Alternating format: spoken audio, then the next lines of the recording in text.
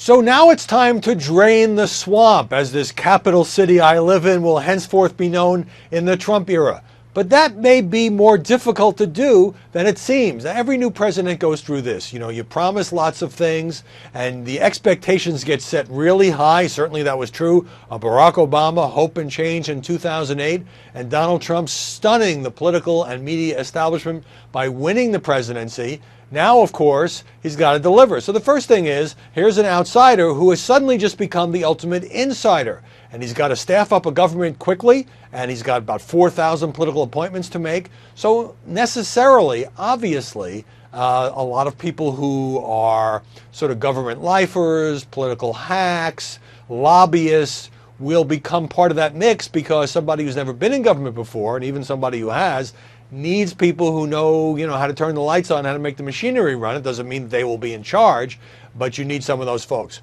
But now we come to the rather sweeping campaign promises that Trump made, and every presidential candidate overpromises. So will Donald Trump be able to build a wall? Well, if Congress approves billions of dollars, he will probably try to deliver on that. I don't know that he'll make Mexico pay for it, or if his supporters really care, or maybe there'll be some kind of trade deal where he can claim that Mexico at least is contributing part of it. Will he repeal Obamacare? I think that will be easy with the House and Senate in Republican hands, but Trump has promised to replace it with something better.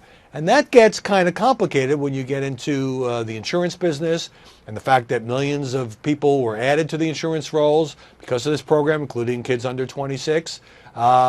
It's, again, easier to promise on the campaign trail, but I think that's an area where he will probably be able to make progress as well. Now, the easy stuff is the executive orders. With the stroke of a pen, he will reverse a lot of what Obama did with a stroke of a pen. But at the same time, if Trump carries out his plans to cut taxes by a significant amount, to improve veterans' health care, to have a large infrastructure spending program to protect medical care and Social Security, and things like that, he's going to have to spend a lot of money. And that raises the question of whether or not the deficit would balloon. I mean, there's always this trade-off. I know this gets kind of wonky. There's always this trade-off in D.C. between spending money and cutting taxes, which are good and popular, and not sending the government further into debt, which adds to borrowing costs and all of that. And then there are different things. He's talked about abolishing the EPA. I mean, look, Donald Trump as president will have to adjust to reality. And part of that adjustment, by the way, if this is a guy who ran his own business,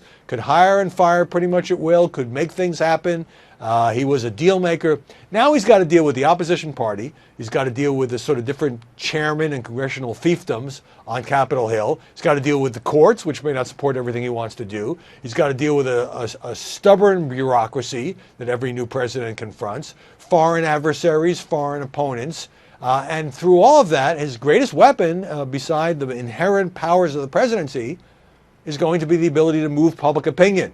Trump is a pretty good communicator, as he proved during the campaign. But now the expectations shift, and we'll see how President-elect and ultimately President Trump can do when it comes to delivering.